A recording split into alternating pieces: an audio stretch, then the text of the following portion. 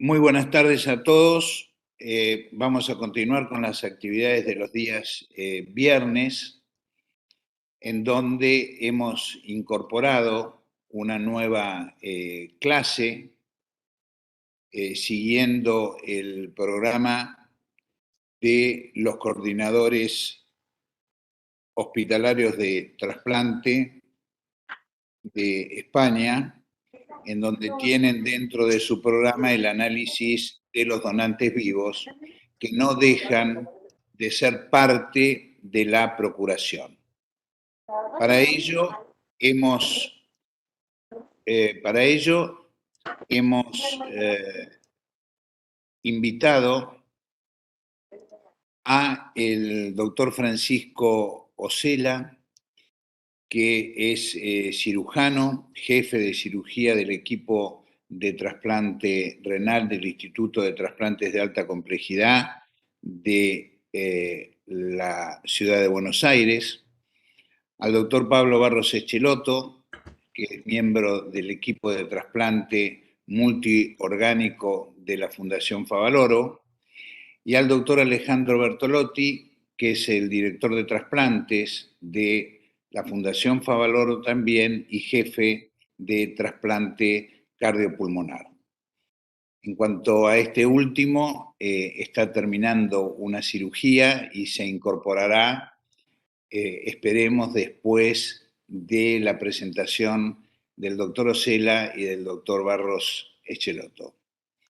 A los tres, nuestro agradecimiento, decir que los tres son parte también de nuestra cátedra y les estamos, vuelvo a repetir, muy agradecidos por esta presentación. Tienen que tener en cuenta que todo esto va a repetirse cuando analicemos cada uno de los trasplantes, trasplante renal, trasplante hepático y trasplantes intratorácicos, pero vamos a enfocarlo fundamentalmente para que no quede ese vacío, esa área de vacancia de la procuración de órganos. Bueno, Francisco, empezamos contigo. Bueno, hola, ¿me escuchan? Perfecto. Bueno, buenas tardes a todos. Primero agradecerle al doctor Raimondi la invitación y la posibilidad de estar dando esta charla con ustedes y agradecerles a todos los que están acá conectados, escuchándonos en este tema que tanto nos gusta y nos apasiona a la gente que estamos en el trasplante, que es el donante vivo. Así que es un gusto y es un privilegio para mí poder estar en esta charla. Estoy compartiendo la pantalla.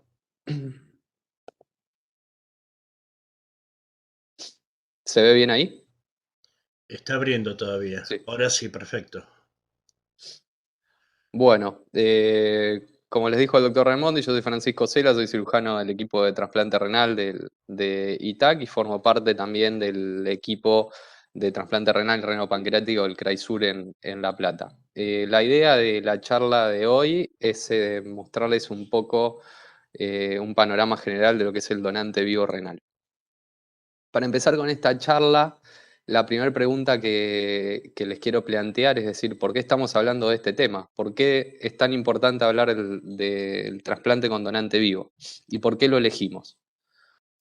Como ven en el gráfico de la izquierda, se pueden observar la sobrevida de los pacientes y de los injertos renales a lo largo de los distintos periodos de tiempo. Todos sabemos que a lo largo de las últimas décadas el avance en la inmunosupresión y en las técnicas quirúrgicas nos ha permitido lograr mejores resultados en los trasplantes de órganos sólidos. Y lo que se sigue manteniendo en todo este tiempo y en toda esta experiencia en el trasplante renal es que el donante vivo es aquel que ofrece los mejores resultados en términos de sobrevida, tanto para el paciente como del injerto renal. Así que esa es la principal explicación, la principal causa por la cual se hace tanto énfasis o se trabaja tanto o se busca alternativas para incrementar esta modalidad de trasplante, que es la que mejores resultados le ofrece a nuestros pacientes. La segunda pregunta que nos tenemos que plantear es, sabemos que da el mejor resultado a nuestros pacientes, que les permite mejor sobrevida. Y la segunda pregunta que nos tendríamos que plantear es decir, ¿cuándo se lo vamos a ofrecer? ¿Cuál es el periodo óptimo para ofrecerle a un paciente que tiene enfermedad renal crónica, que está o no en tratamiento sustitutivo de la función renal, ofrecerle el ingreso al trasplante? Esto se ha estudiado hace ya bastante tiempo y no hay dudas en el día de la fecha en el cual el mejor momento y el momento ideal para ofrecerle el trasplante a los pacientes es en lo que se llama la etapa preventiva o preventive, es decir, antes de comenzar con el tratamiento sustitutivo de la función renal en modalidad de hemodiálisis. Si uno ve en el gráfico de la izquierda, ve la sobrevida del graph en distintos periodos en base a cuánto tiempo el paciente ha estado en diálisis pretrasplante. Y vemos en el gráfico de la derecha y lo macheamos con donantes pareados, se ve que la diferencia se va pasando el año, llegando hasta los 24 meses de diálisis pretrasplante, es donde se ve la mayor diferencia. Pero para redondear este concepto tenemos que saber que el mejor momento para ofrecerle el trasplante al paciente es una etapa preventiva prediálisis. Ahora bien, es necesario salir corriendo y ofrecérselo ni bien el paciente tenga enfermedad renal crónica, independientemente de su tasa de filtrado glomerular. Bueno, eso también se ha estudiado y lo que se ha observado es que no hay diferencias en las sobrevidas del grafo del paciente cuando uno indica este tipo de terapéutica de trasplante preventivo en distintas tasas de filtrado glomerular. Es el mismo resultado estar indicándoselo cuando el paciente tiene más de 20 de filtrado, o tiene entre 15 y 20, o tiene entre 10 o 15. Así que se espera que el paciente llegue a un 15 de filtrado sin entrar a diálisis para poder ofrecérselo, porque hacerlo antes solamente va a agotar la reserva funcional del paciente y va a ofrecer los mismos resultados. Es decir que, para resumir estos tres conceptos, el trasplante con donante vivo nos ofrece mejores resultados, mejor sobrevida del paciente, mejor sobrevida del graft. Lo ideal es hacerlo en un estadio preventivo o preventive, independientemente de en qué filtrado estemos, tratando de llegar lo más cercano a 15. Esta modalidad también de trasplante preventivo nos va a permitir, primero, ahorrar, digamos, y no consumir el capital venoso del paciente para los accesos vasculares, nos permite mantener virgen el peritoneo. Esto va de la mano de tener menor morbilidad asociada a complicaciones de la hemodiálisis o diálisis peritoneal, y ni hablar que tiene un impacto en la salud psicológica de los pacientes muy positivo. Ahora bien, ¿qué pacientes podemos nosotros evaluar para ofrecerles un donante vivo cuando llegan a nuestro centro de trasplante? En esto tenemos que primero conocer un poco el marco legislatorio de nuestro país, en el cual simplemente va a poder ser aquel donante vivo, aquel paciente mayor de edad, de más de 18 años. Esto obviamente los límites de edad quedan a disposición del centro de trasplante, pero tiene que ser un paciente, una persona sana, mayor de 18 años de edad, en el cual su receptor esté relacionado hasta un tercer o cuarto grado de consanguinidad, o sea, su cónyuge. En esas personas es la que la ley nos habilita a poder estudiarlos como donantes. Aquellos pacientes que no estén dentro de este artículo y se conoce como donante vivo no relacionado, deberá tener una aceptación judicial, una vía de autorización judicial independiente aparte para poder llevar a cabo el trasplante con donante vivo. ¿Cuál es la realidad actual que vivimos en nuestro país? Estos son datos del Cintra desde sus comienzos hasta el día de la fecha. Como ven arriba todos, el número de trasplantes total realizados. Y sabemos que la realidad en Argentina es que el donante vivo ocupa menos de la cuarta parte de los trasplantes realizados. La gran mayoría siguen siendo trasplantes con donante cadavérico. Dentro de los donantes vivos, que es el tema de hoy, sabemos que la mayor parte se da en población adulta. Y si tenemos una tasa de donantes por millón de habitantes en donantes vivos, estamos por debajo del 5, y eso nos pone en un marco de referencia internacional de niveles medios para abajo comparado con los principales centros de Norteamérica o Europa. A lo largo del tiempo, si bien hubo un incremento en las últimas décadas de la cantidad de donantes vivos a través de distintas estrategias, vemos que hemos logrado una meseta que pasa en nuestro país y pasa alrededor del mundo también, en el cual no se está pudiendo aumentar esa tasa de donantes vivos. Es ahí donde tenemos que trabajar y ver algunas otras posibilidades para poder incrementar el pool de donantes vivos, ya sea desde la técnica quirúrgica, desde la modalidad del trasplante pareado, etc. Ahora bien, ya sabemos las ventajas del donante vivo y sabemos a quién se lo podemos ofrecer. Lo más importante a la hora de evaluar un posible donante vivo es el concepto de la evaluación y estimación de riesgo. Un paciente que se somete a un proceso de donación renal y queda monorreno secundario a eso, tenemos que tratar de estimar el riesgo que va a tener el paciente en el posoperatorio, tanto desde un punto de vista peroperatorio, es decir, sabiendo las complicaciones quirúrgicas, como el riesgo real a corto y largo plazo que tenga este paciente de desarrollar enfermedad renal crónica y secundariamente necesitar tratamiento sustitutivo.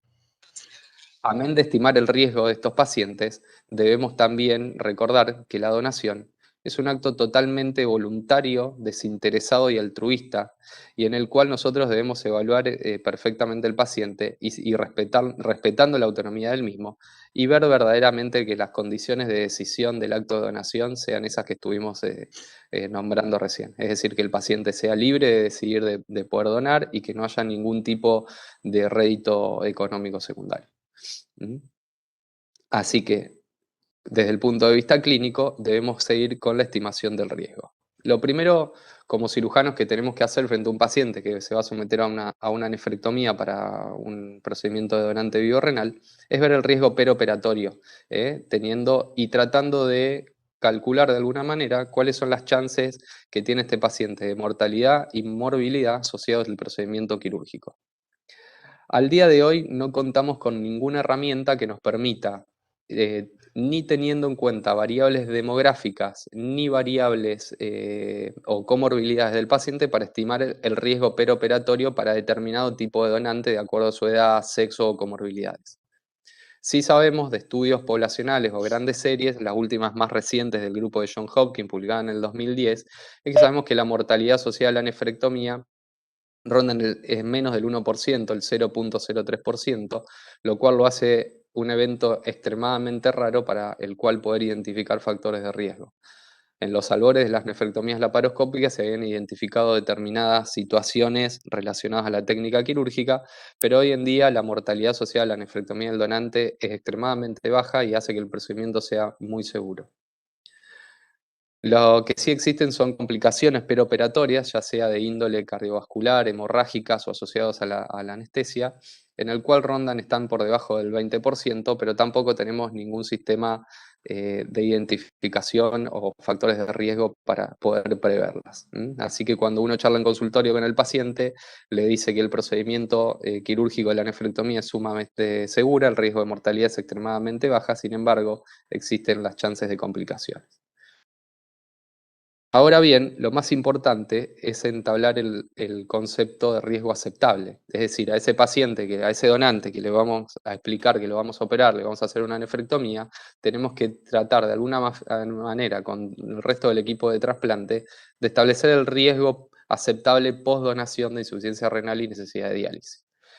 Y en este gráfico podemos observar en un esquema de cómo sería ese concepto de evaluación de riesgo, en el cual en la línea de puntos se establece un límite de riesgo a través de determinadas variables, en el cual debe ser consensuado con el resto del equipo de trasplante y establecido a todos los donantes y evaluados de la misma manera. Y en el cual vamos a tener una situación en la que, por ejemplo, el candidato A está muy por debajo de ese límite y lo vamos a aceptar como donante, o vamos a tener un candidato C, por ejemplo, en rojo, en el cual, producto de la evaluación, los riesgos superan ese límite aceptable y lo vamos a descartar, o vamos a tener un candidato B, en el cual está muy por debajo del límite y en el cual vamos a tener que hacer, fuera de los límites establecidos, una evaluación individualizada. Esto es el concepto más difícil que atraviesan sobre todo los equipos de nefrólogos en el área de pretrasplante para individualizar el riesgo de cada donante. Ahora bien, también tenemos que charlar con el paciente y decirle, fuera de los límites establecidos en nuestro centro, tenemos que saber su riesgo individual. El paciente se sienta con nosotros frente al consultorio y le tenemos que decir, mire, lo que se sabe en la literatura al día de hoy y que tiene limitaciones porque son estudios poblacionales con no más de 10 años de seguimiento, es que el riesgo estimado post-donación es del 0.3%. Hay series que han publicado 27 casos de pacientes que necesitan reemplazo de terapia de reemplazo de la función renal sobre 10.000 casos estudiados.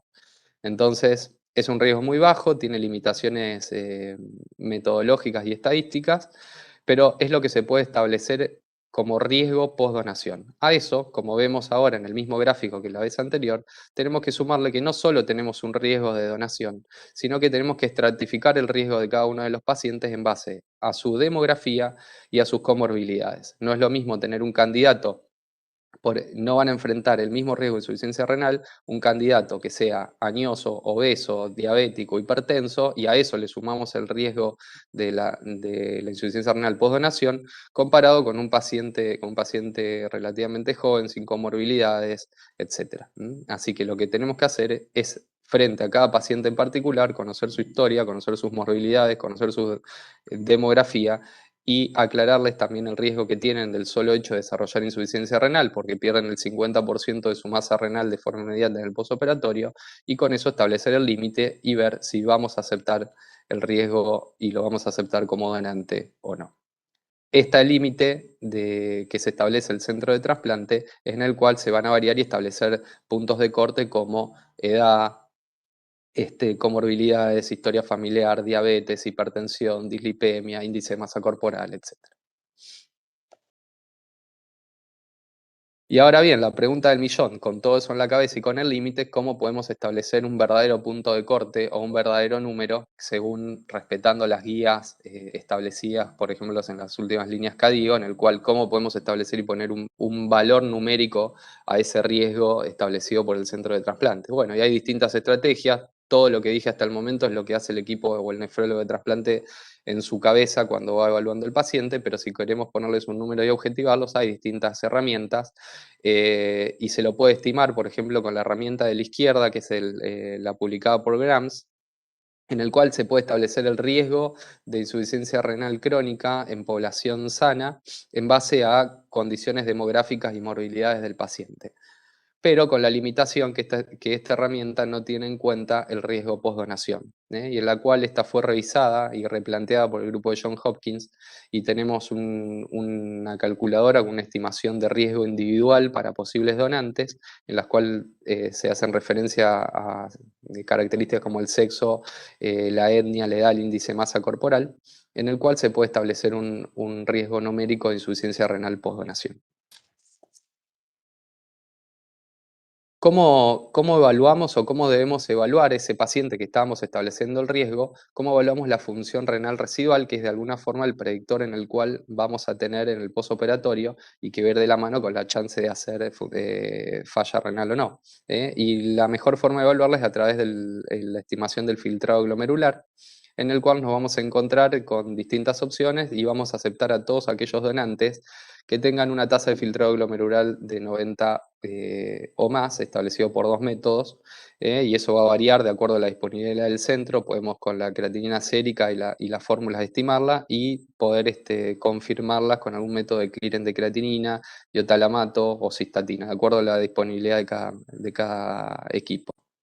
En cambio, aquellos donantes que estén entre 60 y 89 de tasa de filtrado glomerular es donde debemos poner el foco y hacer esta evaluación de riesgo que estamos hablando y verlo de forma individualizada y discutirlo en el equipo de trasplante a ver si lo aceptamos o no. Pero aquellos que directamente tengan una tasa igual o menor a 60 de filtrado deben ser excluidos de la donación. Y como se ve en la tasa en el gráfico de la derecha, en el cual nos paramos en aquellos pacientes que tienen una tasa de filtrado glomerular de 60, el riesgo relativo de enfermedad renal crónica se cuadruplica. Y esto sube aún más, como ven en la línea verde o en la roja, si aquellos pacientes ya tienen detección de albuminuria. Así que aquellos pacientes con filtrado de 60 debemos desestimarlo. Y otra evaluación de la función renal fuera del tasa de filtrado glomerular se debe hacer en aquellos donantes en los cuales identificamos en los estudios de imágenes que vemos diferencia de tamaño o volumetría en sus riñones o tienen anomalías vasculares o urológicas. Debemos establecer una estimación del filtrado individual con algún método de imágenes como cámara gamma. Seguimos evaluando a los pacientes y otro punto a tener en cuenta es la compatibilidad, en la cual necesitamos para llevar a cabo un trasplante con donante vivo renal, y necesitamos básicamente lograr una buena compatibilidad de grupo sanguíneo y de antígenos de histocompatibilidad. Es por eso que a los pacientes los vamos a estudiar y repetir su tipificación del grupo ABO para no cometer errores, y vamos a tipificar los antígenos de histocompatibilidad clase 1 y 2 del donante y el receptor, y el panel de anticuerpos anti-HLA del receptor. Ahora bien, esto es lo que deseamos, sin embargo, muchas veces uno se encuentra en consultorio con incompatibilidades biológicas, digamos, y vamos a encontrar pacientes donde no hay compatibilidad o ABO o HLA. Y ahí es donde hay distintas estrategias para aumentar el pool de donantes vivos. Y una opción sería clásica, ofrecer trasplantes con grupo ABO incompatible, en el cual los donantes tienen que atravesar por procesos los receptores, perdón, tienen que atravesar por procesos de desensibilización. Y lo que sí se sabe, y la literatura, uno puede encontrar distintos resultados, pero bueno, hay que atravesar un periodo de ventana de mayor cantidad de complicaciones, pero sin embargo a largo plazo los resultados publicados son prometedores o similares. Y por el otro lado está el caso de los pacientes con incompatibilidad por anticuerpos HLA, y esto ya es todo un tema de discusión y no hay mucha evidencia prospectiva randomizada, por lo cual es comprendible que es difícil llevarla a cabo, en el caso de donante y receptor HLA incompatible, llevarlos a cabo a un trasplante con donante vivo posterior a un tratamiento de desensibilización de acuerdo a los protocolos de cada centro. Porque lo que sí se sabe es que los resultados del HLA incompatible, obviamente la sobrevida del injerto es menor, pero hay evidencia en el cual si uno compara el beneficio que tienen los pacientes de desensibilizarse y someterse a un trasplante con donante vivo frente a la mortalidad estando en lista de espera, sigue siendo superior el beneficio que da el trasplante. Pero, como les dije, no hay evidencia prospectiva randomizada al respecto, y llevar a cabo esos estudios tiene su complejidad. Por eso es que con el último tiempo, lo que suena más lógico y que todavía se está trabajando en Argentina, hay experiencias locales, pero no está tan avanzada como en el resto de los países, es llevar a cabo los programas de donación cruzada o los programas de donantes no dirigidos, en el cual pacientes que tienen esta incompatibilidad biológica, ya sea grupo ABO, HLA, BMI, edad, pueden switchar su donante y receptor a otra pareja y de esta forma establecer una cadena incluso hasta infinita de posibilidades de parejas de donantes con mejor resultado que llevar a cabo un ABO incompatible o una HLA incompatible. Obviamente también van a hay que atravesar los pormenores de las logísticas locales, los distintos equipos, el riesgo del traslado del donante o el receptor del órgano, etc. Pero aportaría más beneficios que las otras estrategias. Sin embargo, tenemos que avanzar todavía mucho en el país para que funcione adecuadamente. Después, a lo largo de la evaluación del donante, hay situaciones especiales que están todas estas, como ser el donante que presenta proteinuria, hematuria, litiasis, hiperuricemia, hipertensión, obesidad, es decir, todas comorbilidades en las cuales qué podemos aceptar, qué no y hasta qué límite forman parte de las distintas guías de evaluación del donante, y me pareció excesivo para la charla de hoy, pero si quieren lo podemos charlar más adelante. Ahora bien, dejando un poco de lado la evaluación clínica del potencial donante, y como volver a repetir que sabemos que la mejor opción es que se trasplante y que ese trasplante sea con donante vivo, no podemos perder de vista que el donante es un paciente sano y que tiene que atravesar un procedimiento quirúrgico mayor para tal fin. Entonces, a este paciente tenemos que cuidarlo y tenemos que ofrecerle los mejores resultados posibles. Lo primero que hacemos es hacer una evaluación radiológica de este donante. Como ven acá, este es el protocolo que nos interesa para estudiar estos pacientes. Hay distintos métodos de imágenes y hoy en día no se discute que el método de elección es la angiotomografía por su factibilidad, su accesibilidad, su bajo uso de contraste y con la posibilidad de definición imagenológica, y que ha presentado no diferencias con la angioresonancia que en su momento se la comparaba. Lo que sí necesitamos saber es el tamaño, la forma de los riñones, la cantidad de arterias, la distancia de su nacimiento, bifurcaciones y demás detalles. Como ven acá, estos son distintas variantes que se ven en los donantes vivos, como tener arterias renales polares o múltiples vasos o bifurcaciones tempranas de la aorta. Ninguna de estas contribuye una contraindicación para la nefrectomía del donante.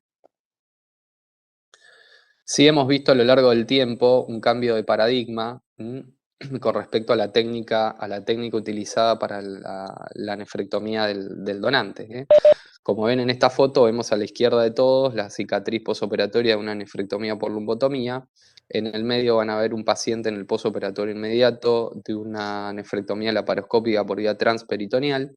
Y a la derecha de todos, el último caso, la opción menos invasiva que podemos aplicar en las donantes mujeres hace un tiempo en nuestro medio, que es una nefrectomía laparoscópica asistida por cirugía Notes vaginal, la cual nos permite, como ven en la foto, lograr mejores resultados.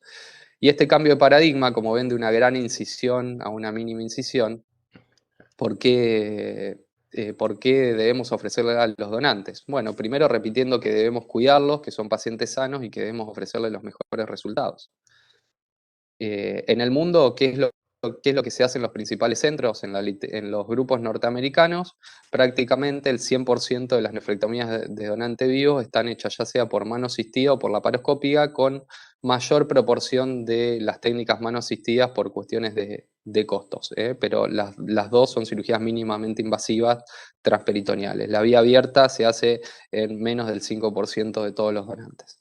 Y en los grupos europeos hay una mayor proporción de cirugía abierta, cercana al 20%, por técnicas de mini laparotomía, pero siguen prevaliendo las técnicas mínimamente invasivas.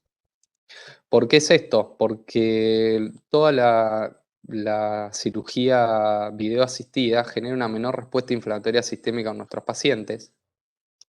Está visto que puede aumentar la intención de donación por parte de la población, haciendo que haya mayor probabilidad de encontrar un donante vivo. No es lo mismo decirle a un paciente, mire, usted se va a someter a una lumbotomía, va a tener una incisión de 10-15 centímetros y le va a costar recuperarse, frente a tener una mínima incisión infraumbilical o, en el caso de las mujeres, quedar sin cicatriz. Esa menor respuesta inflamatoria sistémica va de la mano de menor dolor en el posoperatorio, menor consumo de analgésicos, menor estadía sanatorial, menor cantidad de readmisiones de estos pacientes y obviamente un resultado cosmético mucho mejor. Eso va de la mano de una mejor calidad de vida para nuestros donantes. Y si evaluamos a nivel de costos, si bien inicialmente la inversión es mayor porque uno tiene que invertir en materiales descartables y demás, cuando se lo evalúa desde una perspectiva social y estos pacientes tienen una rápida reinserción laboral, los costos sociales son menores. Es por eso que en los Estados Unidos está totalmente aprobado la técnica mínimamente invasiva para el donante renal hace ya muchos años. Y por vía laparoscópica es, bueno, ¿qué riñón podemos sacar? ¿El derecho o el izquierdo? Esa es la otra pregunta. La mayoría de las veces prefiere sacar el riñón izquierdo por la longitud de la vena renal, porque es técnicamente más sencillo. Pero bueno, uno a veces se tiene que encontrar, y el concepto es que tiene que dejarle al donante su mejor riñón. Y esto a veces puede ser que no sea siempre el izquierdo, sino que a veces puede ser el derecho, y que no siempre tengamos que elegir el que tenga anatomía vascular normal, con una arteria y una vena, sino tener que hacer nefrectomías con arterias múltiples. Como ven en este caso, una nefrectomía laparoscópica izquierda, en el cual nos encontramos en cada caso con dos arterias renales naciendo de la aorta directamente. O a veces tenemos que sacar el riñón derecho, y ese riñón derecho nos podemos encontrar con 3 arterias. Como ven en las dos fotos, es muy importante destacar que para darle el mayor grado de seguridad a nuestros donantes, debemos contar con suturas mecánicas a la hora del control vascular de estos pacientes, ya que en la literatura se ha asociado el no uso de suturas mecánicas con eventos hemorrágicos y mortalidad elevada del donante. Esto ya para ir terminando es mostrarle un pequeño video de qué es lo que nosotros vemos los cirujanos a la hora de finalizar la cirugía. Como ven, acá tienen disecada totalmente la vena renal y clampeada todas sus afluentes lumbares, gonadales y capsulares. una disección de la aorta a través de una pequeña linfadenectomía, y eso nos permite tener una disección total de la arteria renal, la cual vamos a clampear, como ven ahora, con la sutura mecánica. Luego de extraer el riñón, se hace una laminilaparotomía para la extracción. Como ven acá, o la otra opción en las mujeres, como les dije, es en vez de hacer la mini laparotomía, vamos a hacer la extracción transvaginal. Fíjense, acá estamos controlando, este es un efecto izquierda, estamos controlando la arteria polar inferior, luego vamos a controlar la arteria principal con la sutura mecánica.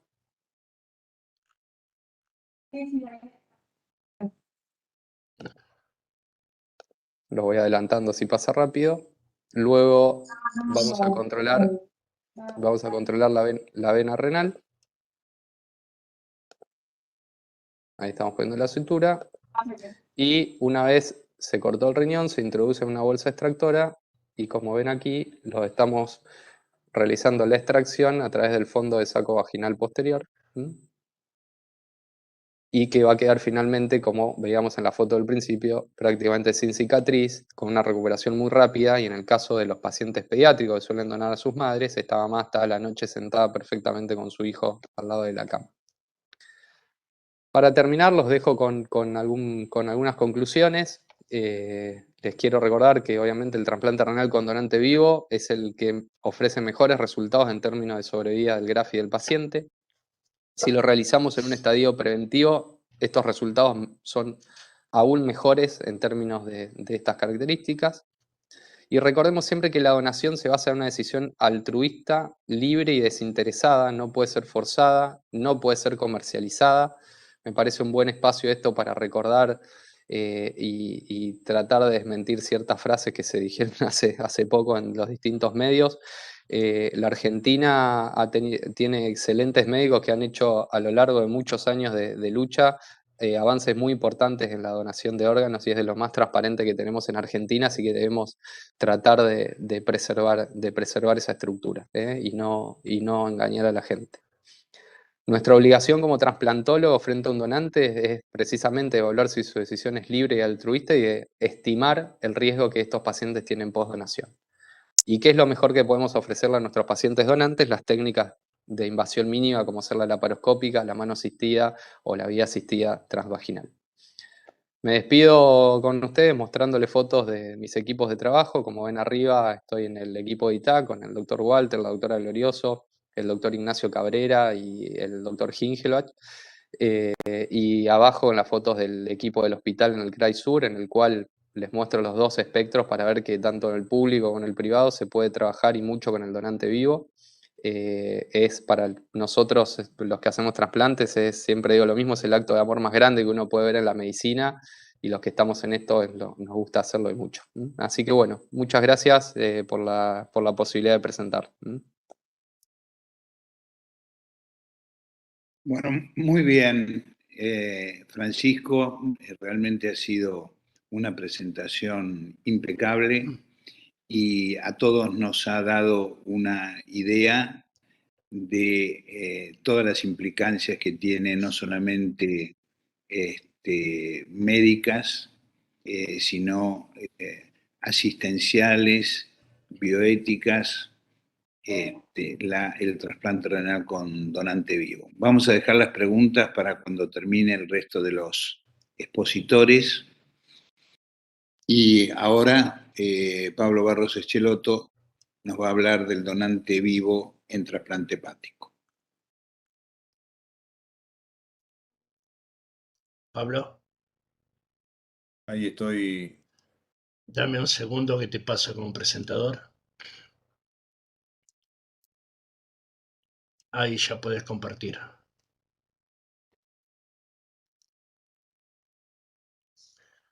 Clemente, ahí en el chat hicieron una pregunta, no sé si la querés leer al final. Acabo de decir, Gonzalo, que Bien.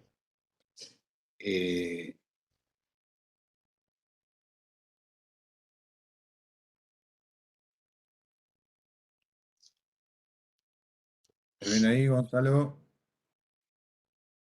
que posteriormente la vamos a Todavía no, responder. no se compartió nada, Pablo.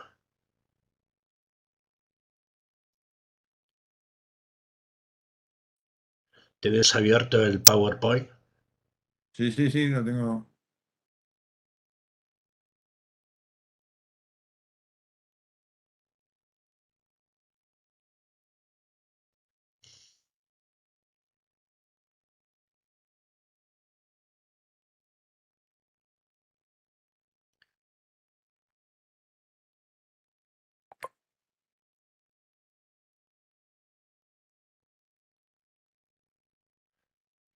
Cuando le haces clic en compartir, se te abre una ventana y te da la opción de compartir PowerPoint.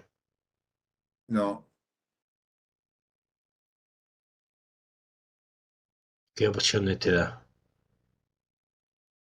no, estoy. No, a ver, déjame ver. No me sale nada. Estoy con una Mac y me dice de ir a preferencias de sistemas, No. pero no me aparece como que Fíjate pueda.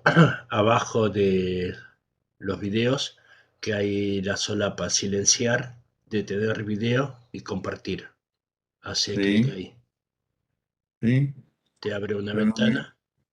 No,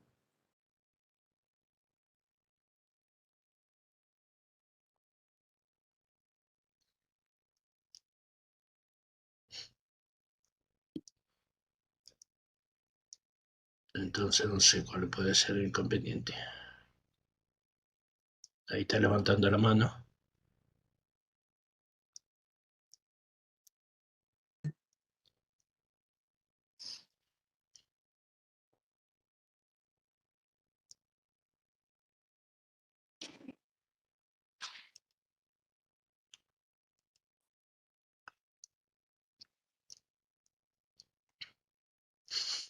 ahí está.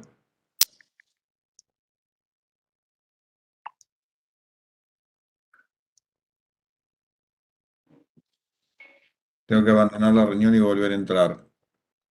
Bueno,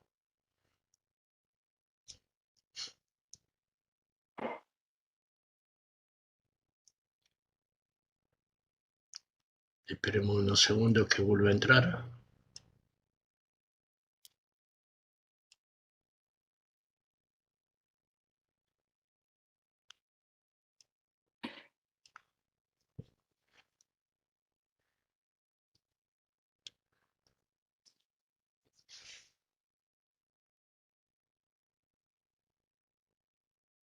Francisco, podemos aprovechar el tiempo, dejar entrar. Hay adelantamos una pregunta. ¿Cuáles son los exámenes realizados para verificar si hay compatibilidad? Ellos no han tenido todavía el teórico del doctor Chuluyán de histocompatibilidad. Estamos en procuración. Y bueno, tal vez básicamente podríamos decirlo. Ok, sí, desde la compatibilidad, como les dije, clásicamente lo que todos queremos son dos cosas de compatibilidad biológica, grupo ABO y HLA, es decir, antígenos de histocompatibilidad. Entonces necesitamos saber qué antígenos de histocompatibilidad tiene el donante, qué antígenos de histocompatibilidad tiene el receptor y a su vez qué anticuerpos tiene el receptor frente a esos anti-HLA. Ya sea que los tenga preformados o por algún evento sensibilizante o los tenía de siempre, de nuevo. Entonces necesitamos saber y después se hacen las pruebas de crossmatch o citometría de flujo para ver si hay reactividad o no con esos anticuerpos. Pero, como les dije, hay opciones, si hay algún grado de esa incompatibilidad biológica, hay distintas estrategias para avanzar. Para poder avanzar. Pablo, ¿cómo estás? Bien, ahí si me habilita Gonzalo. Sí, dame un segundo, Pablo. Gracias, Francisco.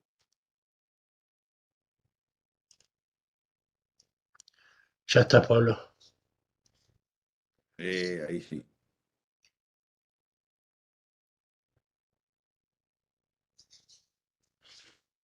Perfecto. bien. Ahí lo ven, ¿no? Sí, Pablo. Bueno, ¿escuchan bien? Sí. Perfecto. Bueno, siguiendo un poquito lo que habló recién Francisco, yo voy a hablar un poco de lo de que es el trasplante hepático con donante vivo. Ya remarcó bastante Francisco que en este tipo de procedimientos quirúrgicos lo más importante es la seguridad de los donantes. Los donantes son personas sanas que están sometiéndose a una cirugía para tratar de lograr un beneficio en los receptores. En este caso, vamos a tener dos, no en este caso, digamos, en todos los casos de los donantes vivos, dos tipos de procedimientos quirúrgicos. La cirugía tanto en el donante como la cirugía en el receptor. Tenemos algunos pro y algunos contras en cuanto a lo que es la donación de órganos en los donantes vivos. ¿Cuáles son las ventajas de hacer un donante vivo? Algunas ya las dijo recién Francisco.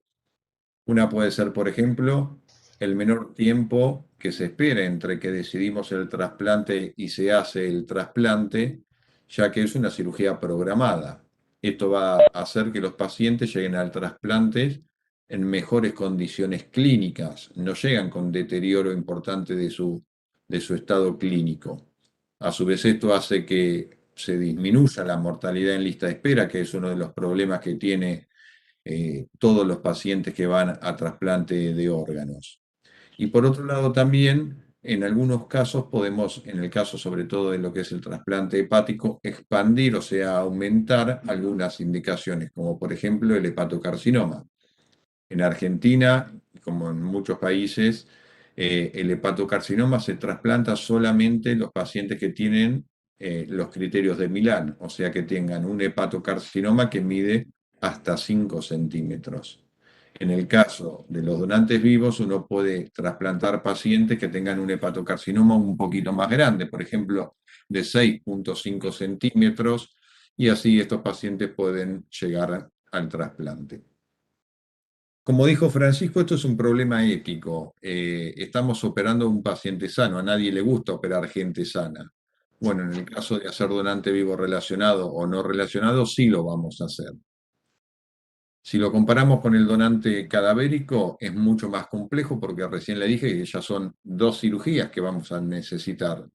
Si bien en lo que es el donante cadavérico también hay una cirugía en la ablación, esta cirugía es realizada, digamos, en un paciente que está muerto, en un donante cadavérico. ¿Qué es lo peor que nos pasa en el caso de los donantes vivos relacionados? La presencia de morbimortalidad. Hay complicaciones en el donante que pueden llevar incluso a veces a la muerte de los mismos. Dentro de lo que son las complicaciones, este es uno de los trabajos con mayor número de donante vivo de trasplante hepático, podemos ver que las complicaciones pueden ser complicaciones que ocurren durante la cirugía, principalmente lesiones de los grandes vasos. Hay complicaciones en el posoperatorio inmediato, y también hay complicaciones alejadas, o sea que las complicaciones pueden aparecer en cualquier momento en lo que es el trasplante con donante vivo. Pero sin embargo, lo más preocupante o una de las mayores limitaciones es la mortalidad de los donantes. En lo que es el trasplante hepático, la mortalidad está calculada más o menos en 1 por 1000 procedimientos, o sea, de cada 1000 trasplantes hepáticos que se hace con donante vivo, se muere un donante. Y eso es un problema. Es un problema porque como dijimos recientemente, estamos operando a una persona sana, que si no se hubiera sometido a la cirugía, no se muere. Muertos hay en todo el mundo. Probablemente este es un trabajo del 2018. Este tipo de complicación esté informada, digamos, probablemente hayan muchos más casos.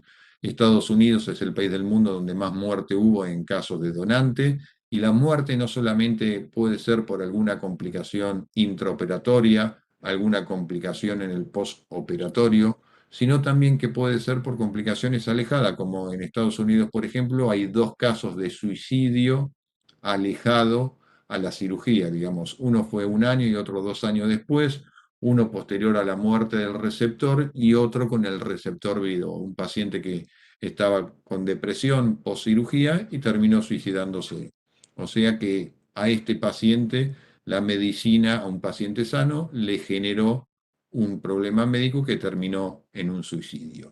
O sea que es un tema para pensarlo y pensarlo demasiado.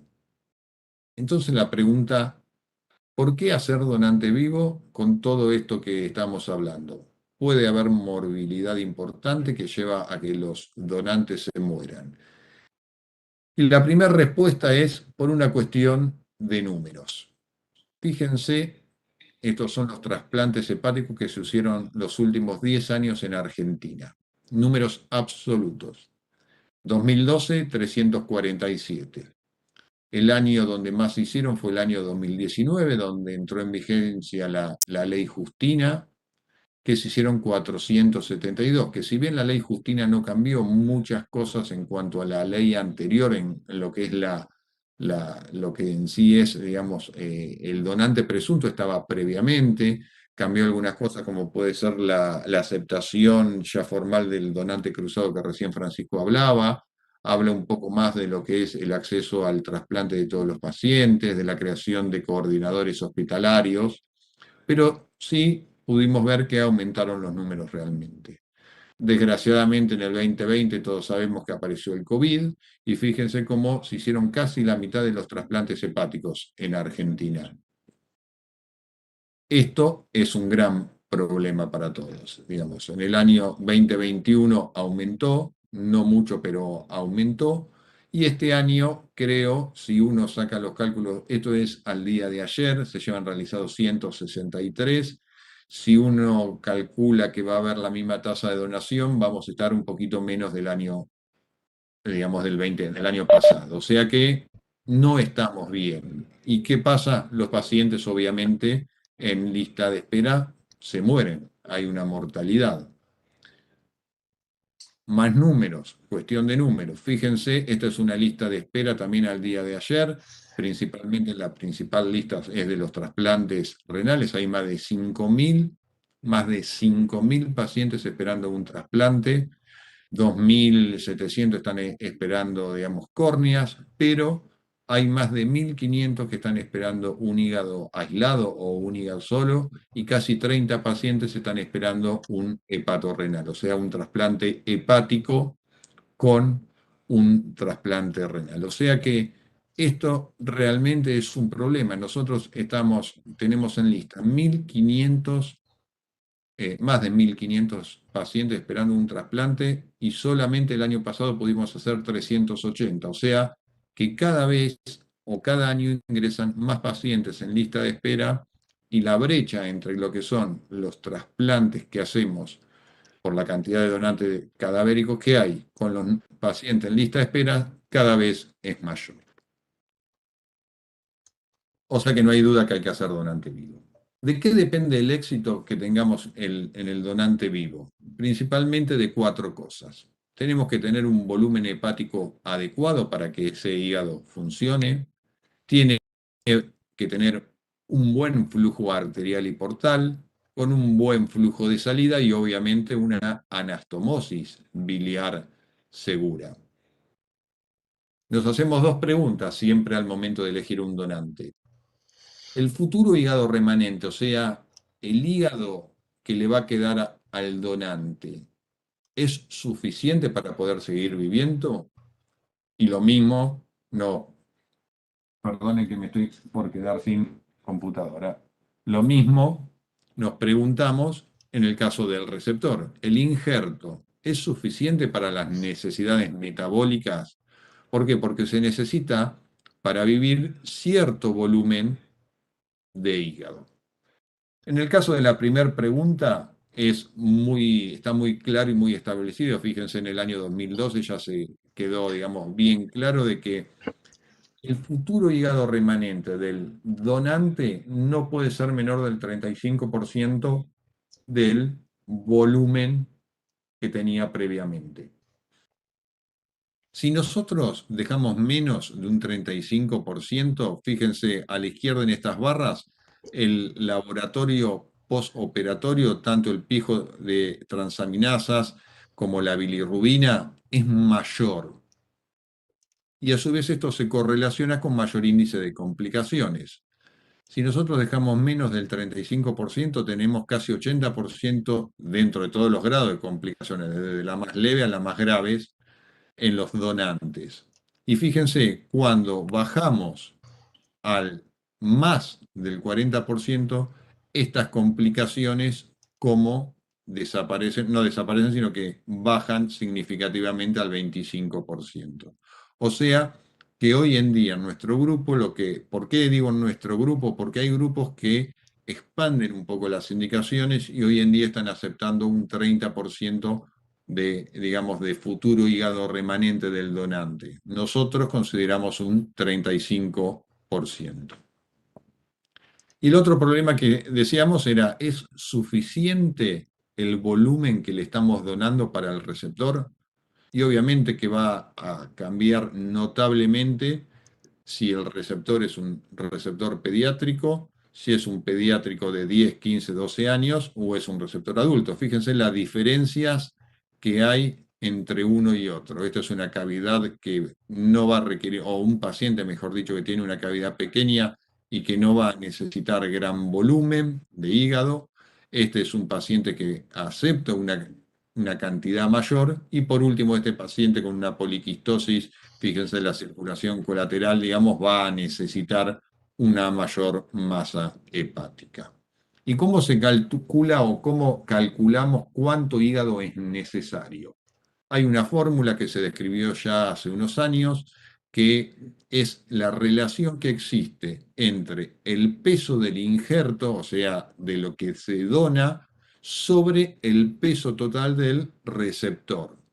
Esto nos va a dar un índice. Este índice el ideal es mayor que sea de 0,8%. O sea, que los pacientes, el peso del injerto sobre el peso del receptor, tiene que ser mayor a 0,8. Hablamos de small for size, digamos, o sea, un hígado pequeño, cuando este índice es menor a 0,8. ¿Y qué problema tiene esto que se llama small for size? Es un hígado pequeño para el peso del receptor. Y este hígado en el posoperatorio va a disfuncionar. También ocurre lo mismo cuando el hígado es demasiado grande y este índice es mayor de 4. En este caso se habla de large for size, digamos que también tiene su repercusión en la función postoperatoria. Fíjense, esto es una supervivencia de un trabajo japonés en el cual vieron que la supervivencia de los pacientes que tenían un hígado muy grande era estadísticamente significativa cuando la comparamos con los receptores con hígados, o mejor dicho, injertos de tamaño menor de 4. O sea que tiene implicancias en el posoperatorio. Y para tener más o menos una idea, ¿cuánto es o cuánto mide un hígado, digamos, derecho? En este caso es un hígado del segmento 5, 6, 7 y 8, como podemos ver en esta imagen, aproximadamente mide entre 800 y 1000 gramos. Este injerto sirve para un paciente de más o menos 60, obviamente que menor peso también, digamos, pero un donante perfectamente de entre 80 y 100 kilos lo puede tolerar perfectamente. Un hígado izquierdo ya es muchísimo menor, pesa entre 400 y 500 gramos. Acuérdense que anatómicamente el hígado izquierdo es mucho más chiquito que el hígado derecho y esto puede o debe utilizarse hasta receptores no mayores de 60-65 kilos. Y por último, el segmento 2-3, que es lo que vemos acá, que es el injerto que utilizamos principalmente en la población pediátrica porque da un injerto de aproximadamente entre 150 y 300 gramos. Este es un paciente pediátrico, este es uno de los últimos que operamos, fíjense, es un paciente de 7 meses, el cual tiene una cirugía de Kasai con una fístula posoperatoria y que pesa aproximadamente, tenía, si no me equivoco, 7, 8 meses de vida y no llegaba a los 7 kilos. Este abdomen no nos va a dar la posibilidad de poder colocar un injerto grande. O sea que el tamaño del receptor, la condición clínica, la presencia o no de circulación colateral y sobre todo de ascitis, es lo que nos va a limitar principalmente en qué tipo de injerto vamos a utilizar. Diferente es un adulto, en donde el abdomen, fíjense, la cavidad abdominal, en este caso la presencia de ascitis, nos permite o nos dice que necesitamos un injerto mucho más grande. Ahora bien, en los pediátricos habitualmente utilizamos el segmento 2-3. Cuando es un pediátrico / adolescente podemos usar un izquierdo. Ahora el problema lo tenemos con los adultos, o sea, con un receptor de 70-85 kilos, ¿qué tipo de izquierdo vamos a usar? Y para eso lo que hacemos es la cuenta que hicimos recién. Nosotros sabemos que un derecho aproximadamente, dependiendo del donante, un donante que pese 75 kilos va a tener más o menos un derecho de 800 gramos. El hígado izquierdo va a ser de 450. Si nosotros calculamos que el receptor pesa 75 kilos, por lo menos el injerto va a necesitar 600 gramos. Por lo tanto, vamos a utilizar en la mayoría de los adultos, o mejor dicho, en los pacientes de más de 70 kilos, un derecho, y cuando son receptores pequeños, ahí sí podemos utilizar un hígado izquierdo. ¿Y por qué hablamos de hígado derecho y izquierdo y no le hacemos a todo un hígado derecho y listo? Porque la cirugía del hígado derecho obviamente es mucho más compleja. La ventaja que tiene el hígado izquierdo, ¿cuál es? Número uno, la función o el volumen del hígado remanente en el donante siempre es alto, siempre es el 60% aproximadamente. Tienen muchas menos complicaciones biliares porque los donantes tienen menos variaciones anatómicas del lado izquierdo que del derecho. No hay problema de salida del flujo, que ahora vamos a ver qué es, o sea, de las venas suprahepáticas.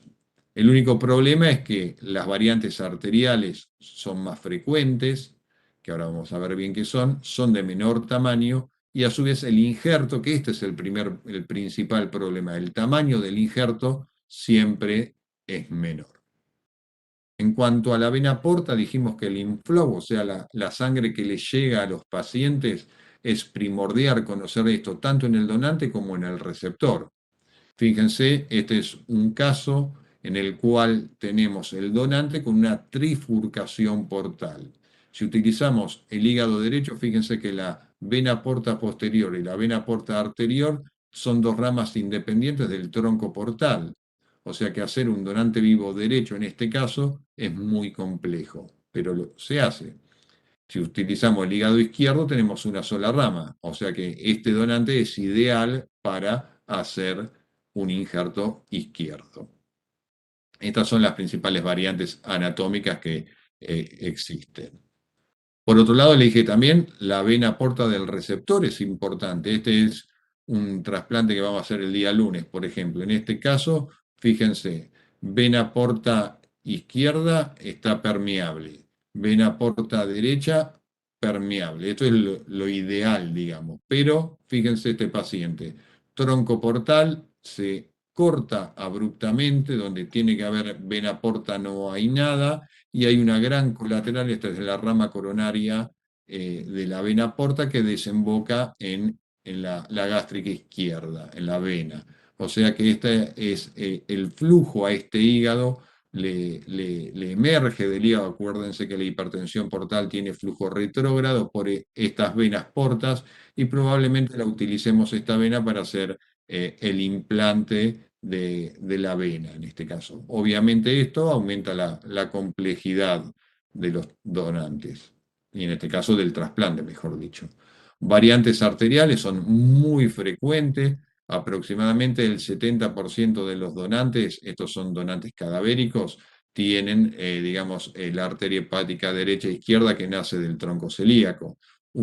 Casi un 30% tiene alguna variante, esto lo conocemos muy bien gracias a los donantes cadavéricos. Fíjense en este caso una triple arteria que nace directamente del tronco celíaco, en este caso una arteria hepática derecha que nace de la mesentérica superior. Son todas variantes que lo que hacen es complejizar un poco la reconstrucción arterial. Para eso, ¿qué es lo que hacemos? Hacemos una tomografía multicorte, que es un estudio perfecto que viene a ser una arteriografía previo, digamos, como parte de la evaluación de los donantes. Y en este caso podemos ver una arteria hepática izquierda que nace de la gástrica izquierda y una arteria hepática derecha que nace de la hepática común del tronco celíaco. O sea que este hígado tiene dos arterias. Este es otro caso también en donde hay una triple arteria, una arteria que nace directamente de la gástrica izquierda que nace de la aorta, otra arteria hepática izquierda que nace del tronco celíaco y una arteria hepática derecha que está naciendo de la arteria mesentérica superior. Estas son todas cosas que al momento de elegir hígado derecho, hígado izquierdo, necesitamos tener en cuenta. El flujo de salida es a través de las venas suprahepáticas. Fíjense, esta es la vena suprahepática derecha, este es un injerto derecho, pero que en la superficie de corte hay dos venitas que ustedes ven acá que le estamos reconstruyendo con un injerto ilíaco, y que son estas ramitas chiquititas que son ramas de segmento 5 y 8 que nacen y que van a la vena suprahepática media. Esta es la hepática, la rama derecha, digamos, de la vena suprahepática, y esta rama que es del segmento 8 va, que no se ve acá, a la que acá se asoma, es a la suprahepática media. Este es otro paciente en el cual hay una rama del segmento 6 que drena directamente en la vena cava. Estas venas hay que reconstruirlas en el momento de la cirugía. Las variantes biliares hay que conocerlas, habitualmente hacemos colangioresonancia, pero por más que hagamos colangioresonancia, siempre hacemos la colangiografía intraoperatoria. Estas son todas colangiografías de diferentes casos en el cual podemos ver que este es un conducto posterior que pasa por detrás del conducto anterior. Tenemos acá un conducto posterior derecho que desemboca en la izquierda de la vía biliar. Fíjense acá otro caso más, un conducto posterior derecho que desemboca en el cístico y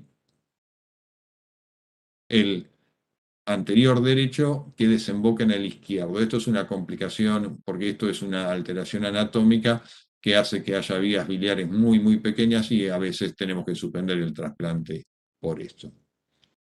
Y ya para ir un poquito terminando, ¿cuáles son las experiencias que hay? Digamos, el donante vivo se hace principalmente en Asia porque hay muy poco donante cadavérico. Saliendo un poco de Oriente y viendo al Occidente, quizás Estados Unidos sea uno de los lugares con mayor experiencia, y podemos ver en cuanto a los resultados quirúrgicos que la trombosis arterial, que es una de las cosas más preocupantes, es más o menos similar, pero lo que sí tenemos es mayor incidencia de fístula biliar. El conducto biliar en los hígados partidos es mucho más pequeño y esto se puede asociar a mayor complicación biliar. Es llamativo que estenosis biliares son menores en este grupo, este es el grupo de Pittsburgh, en donde ellos han demostrado que los donantes vivos tienen menos estenosis alejadas que los donantes cadavéricos.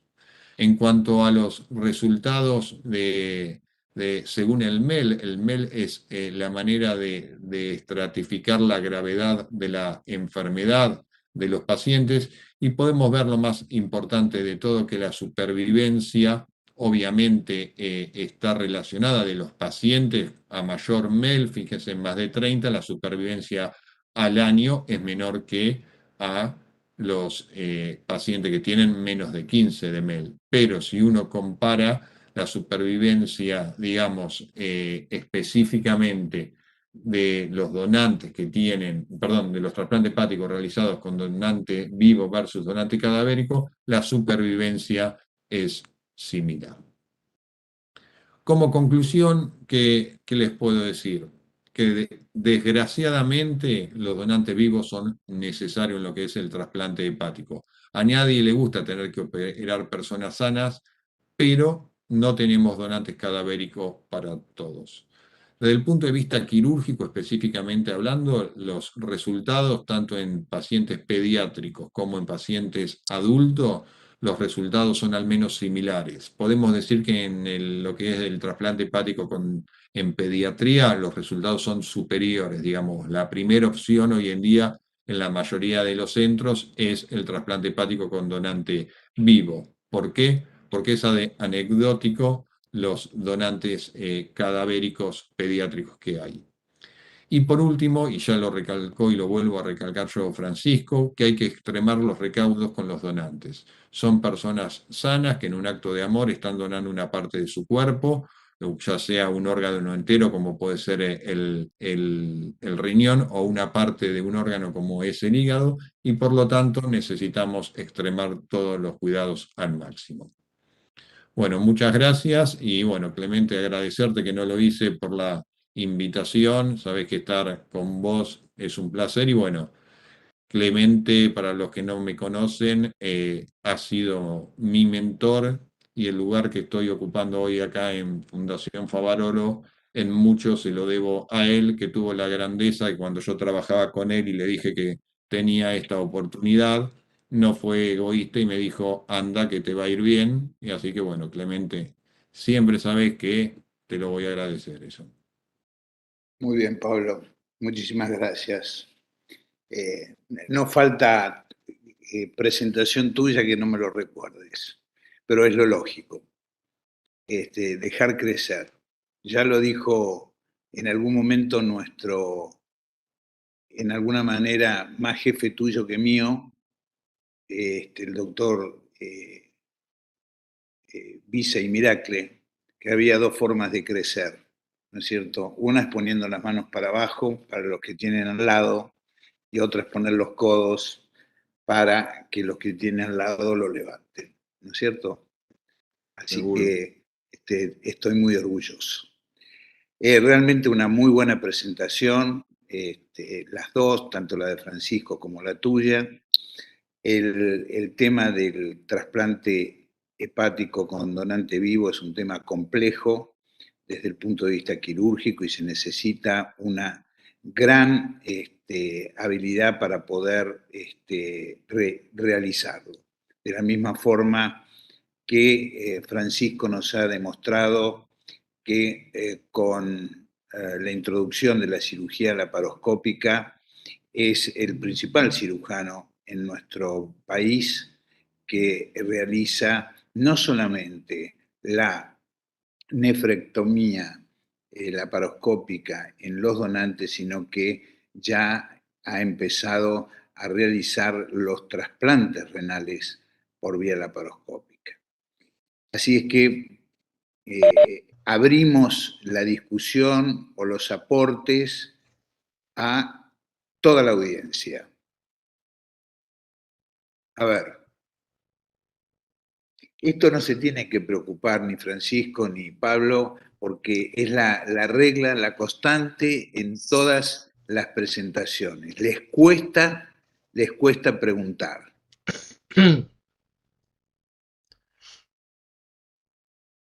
¿Hay alguien que quiera hacer alguna pregunta o algún comentario? Hola Pablo, hola Francisco, qué gusto tenerlos acá de nuevo en la cátedra y gracias por el aporte que están haciendo. Yo no sé si se me está escuchando. Perfecto, Roberto. Perfecto, Robert. Bueno, les reitero, un placerazo siempre verlos y tenerlos con nosotros. Siempre nosotros, los más veteranos, que hemos empezado con el donante vivo, en realidad al principio de los trasplantes, fines de los 70, principios de los 80, prácticamente eran todos con donante vivo.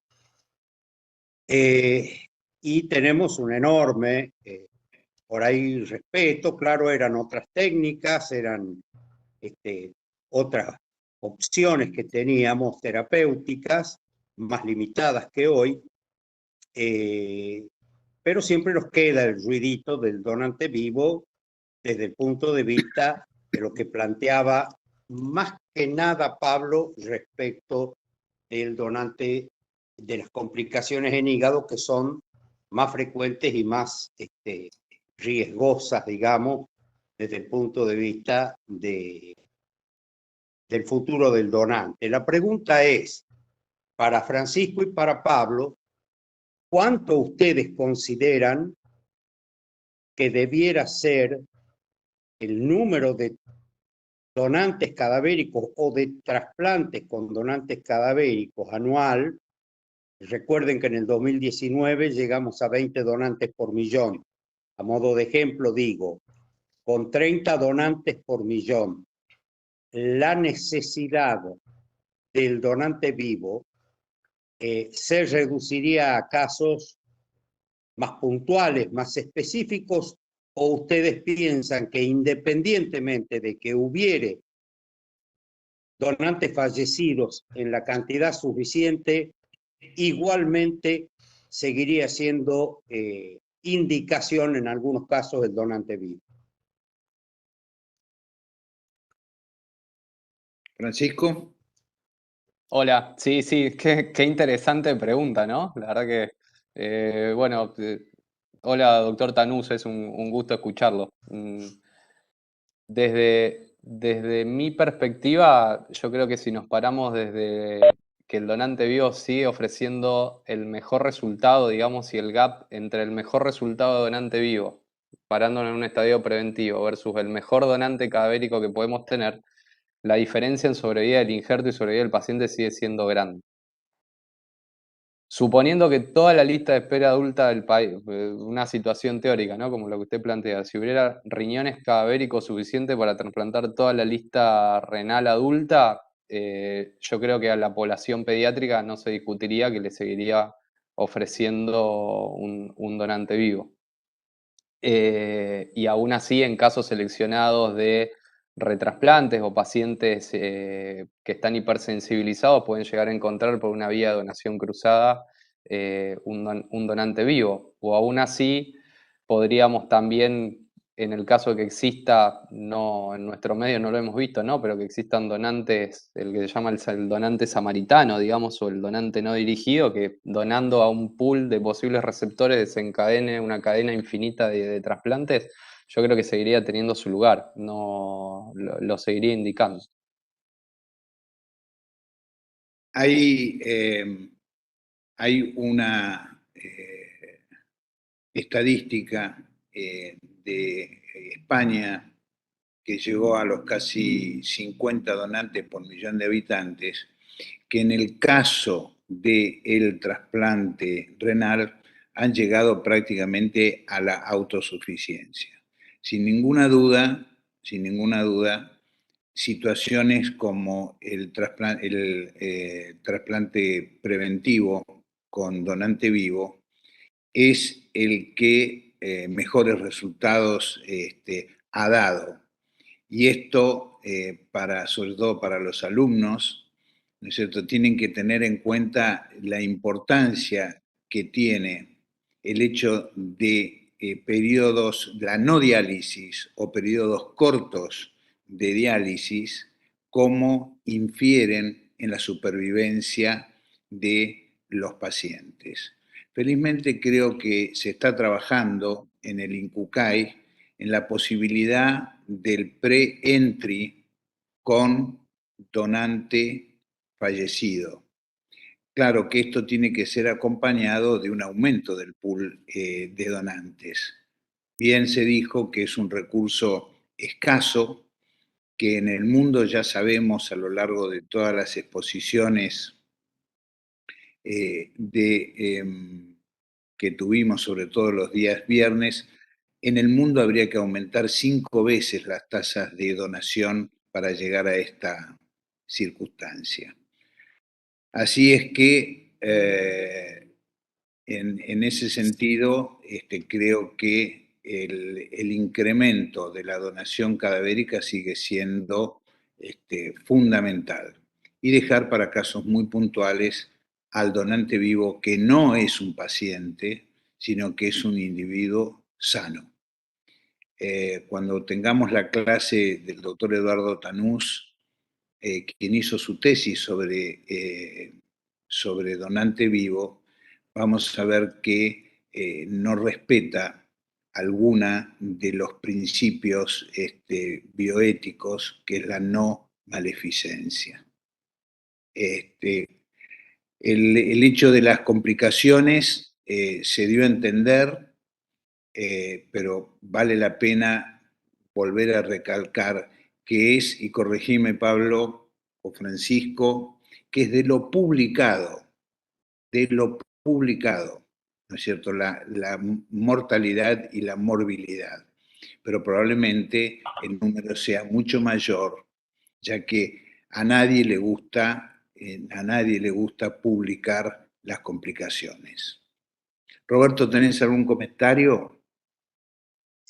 No, era una reflexión, una pregunta dirigida a los muchachos en función del alumnado, que es importante que sepan que más allá de que hubiere, como bien dice Francisco, la cantidad suficiente de órganos cadavéricos, y ahí coincido plenamente en el caso de los receptores pediátricos, aunque, bueno, obviamente pediátricos entran los adolescentes, la indicación es el donante vivo.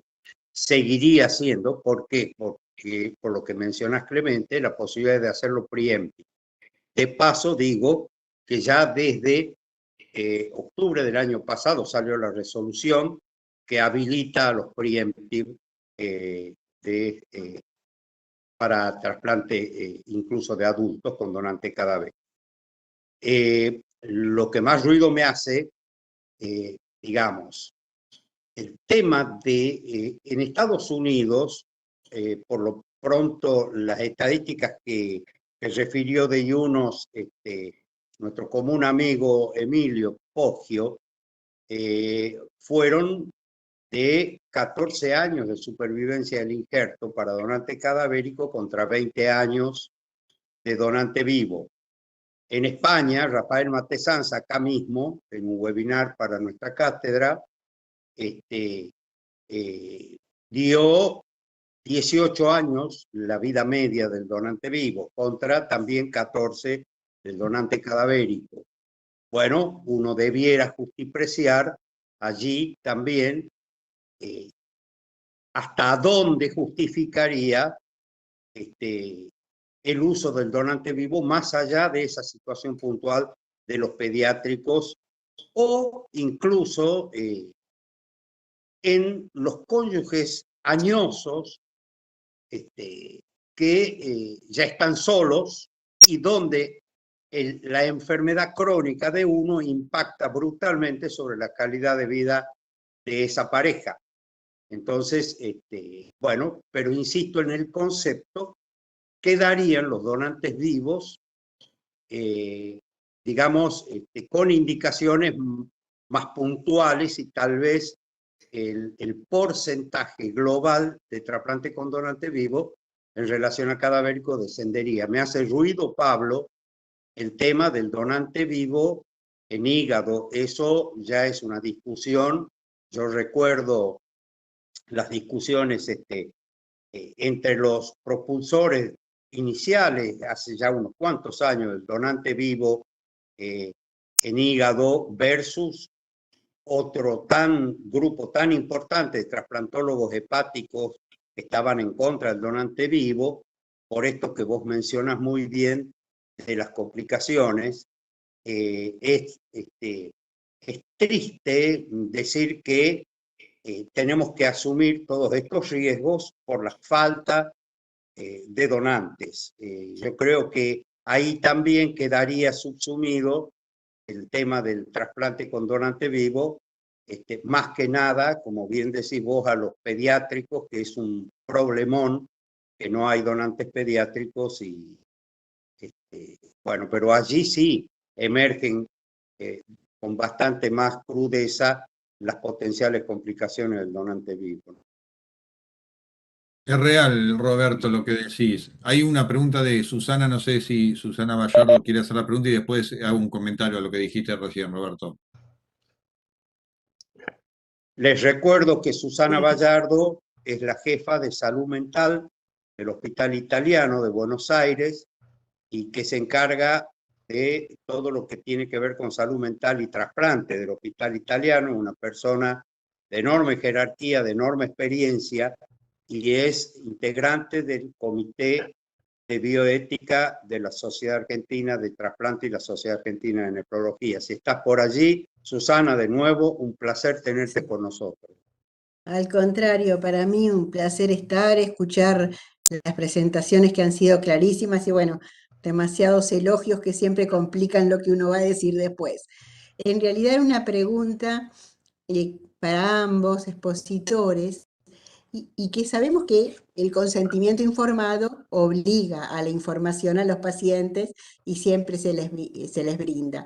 Quería saber en la experiencia de ambos, ¿en qué medida los donantes vivos se interesan por conocer y preguntar acerca de los riesgos? Y si ustedes pueden establecer algún tipo de diferencia según el vínculo que tenga donante y receptor. Hago esta pregunta muy dada desde el tipo de preguntas que yo formulo a los donantes cuando los evaluamos para la aptitud. Pero es diferente que ellos pueden preguntar a un psicólogo de que le pregunten al cirujano. Muchas gracias. Bien, yo les puedo contestar eso en lo que es en cuanto al trasplante hepático. Cambia rotundamente las preguntas dependiendo principalmente de la edad del receptor. Generalmente cuando son padres, tíos que donan para pacientes pediátricos, no les preocupa absolutamente nada lo que les pueda llegar a pasar. Que eso es un problema porque obviamente a todos los pacientes les decimos de que se le puede tener una complicación posoperatoria como fiebre hasta morirse. Y generalmente los padres, los tíos, algunos abuelos que han donado, lo primero que nos dicen, no nos preocupa morirnos, queremos que X viva.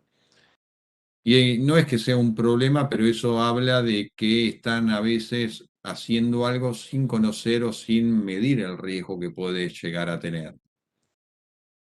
Es diferente la población en los donantes adulto-adulto, donde habitualmente son hermanos, son hijo a padre, pero generalmente ese hijo que dona muchas veces ya tiene una esposa que viene y escucha que su marido quizás se pueda llegar a morir por donarle a un suegro. Entonces ahí es mucho más, se preocupan muchísimo más y quieren y averiguan mucho más acerca de cómo les va a ir en el posoperatorio.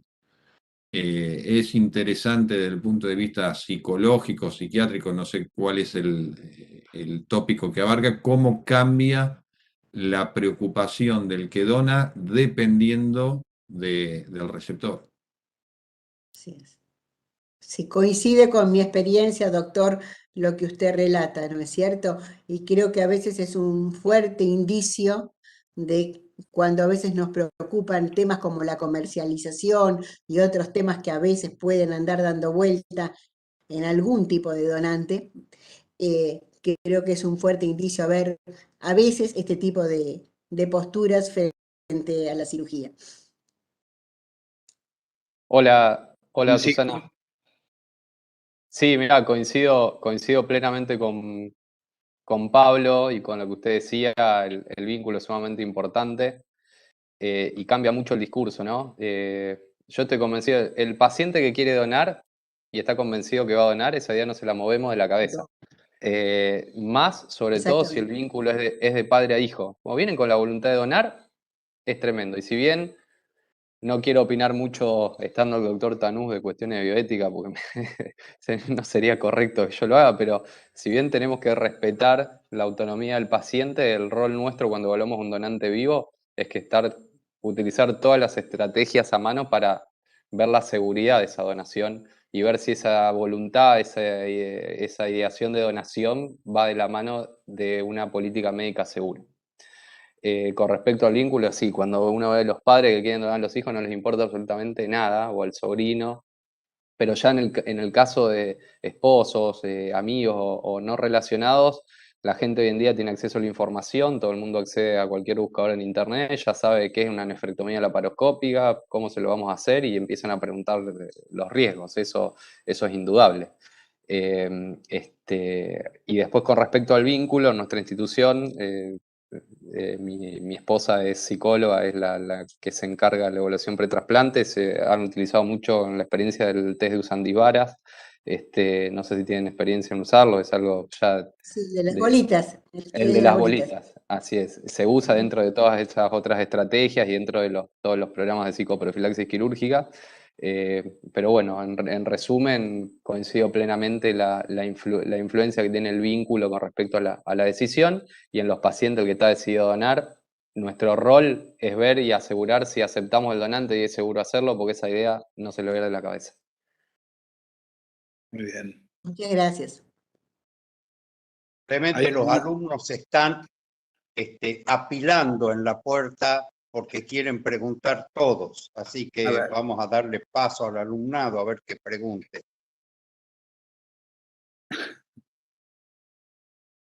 Bueno, Buenas tardes. A ver. Yo como consulta del tema de hoy es si ambas operaciones, ambos donantes vivos, se realizan, digamos, a la vez. Es decir, si tiene que estar el donante y el receptor en la misma sala quirúrgica o hay un mantenimiento del órgano y se lleva a otra institución y así.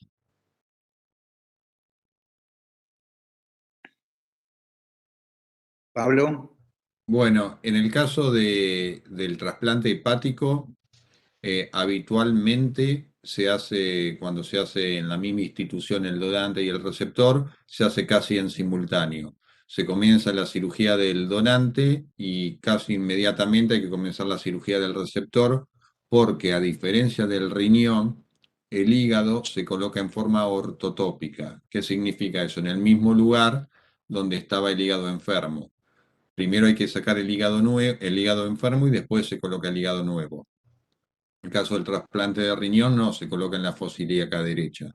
Entonces, por eso se hace en 2 quirófanos en la misma institución, no se hace en el mismo quirófano, sino en 2 quirófanos que puede estar al lado o no, pero en la misma. Pero una cosa interesante es, por ejemplo, yo antes de trabajar acá en Favaloro trabajaba en el Argerich, que es un programa de trasplante hepático de adulto, que se encargaba de hacer los donantes vivos del Hospital Garrahan.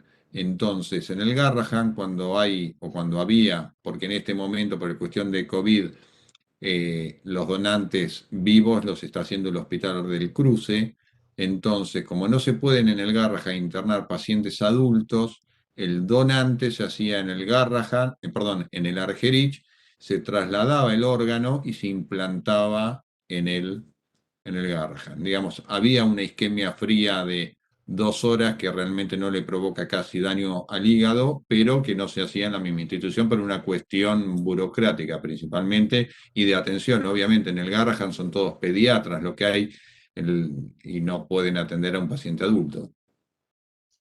Francisco.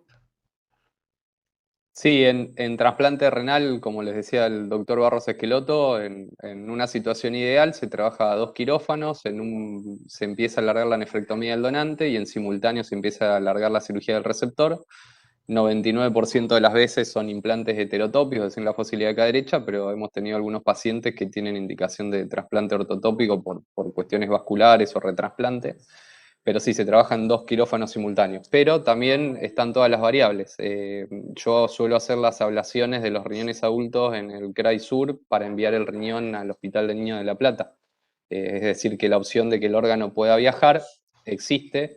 De hecho, en Estados Unidos, a raíz de los programas de donación cruzada y demás, se hace nefrectomía en la costa este de los Estados Unidos y va por vía aérea el riñón a la otra costa en un par de horas de isquemia fría sin impactar en la sobrevida. Así que están todas las posibilidades y logísticas con sus pros y contras, pero se pueden hacer. Habitualmente se hace, como les dije, de forma rutinaria en 2 quirófanos en simultáneo.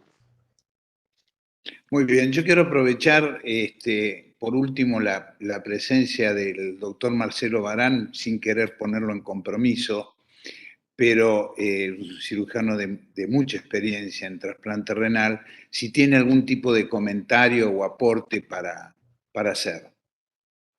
Marcelo.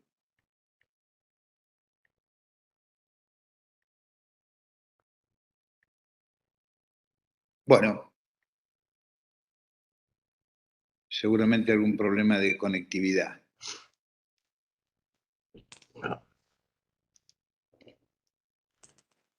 ¿Hay alguna otra pregunta? Bueno, si no hay más, Roberto, ¿querés hacer algún tipo de comentario sobre la función renal a largo plazo de los donantes renales? No, en realidad, una reflexión nada más, está, en primer lugar, tanto Francisco como Pablo, queridos, una hermosa presentación, la de ustedes. Yo no me canso de aprender de los cirujanos su método y su rigor metodológico. A veces a los no cirujanos nos enseña bastante. Hermosas las clases, muy didácticas, y la verdad que, como dijo recientemente, nos sentimos muy orgullosos de usted. Una reflexión final, más que pregunta, era, a veces sucede que cuando se habla de trasplante preemptive, hay que tener un respaldo y un marco de apoyo psicológico y de contención, sobre todo con los pacientes jóvenes, adolescentes, que en general son los que plantean más los riesgos de no adherencia o no compliance. ¿Por qué? Porque al trasplantarse, estando todavía con filtrados de 20, o sea, no muy sintomáticos y con no grandes restricciones, digamos, no notan la diferencia de aquel paciente que está un tiempo en diálisis y que recibe un trasplante.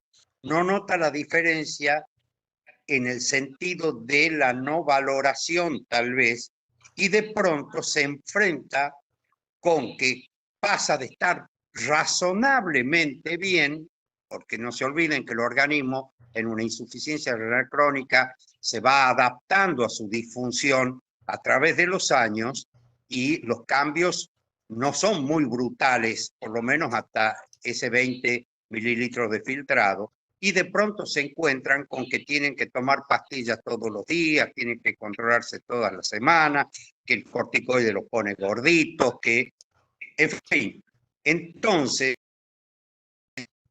es muy común en esos casos que haya dificultades con la adherencia a los tratamientos. Es tal vez, con todos los beneficios que tiene el trasplante preemptive, es tal vez el foco donde más atención tenemos que poner los que hacemos el seguimiento de esos trasplantes, en la apoyatura desde el punto de vista de la contención y de la docencia con esos pacientes, para que absorban bien el tratamiento, ¿no? Porque si no,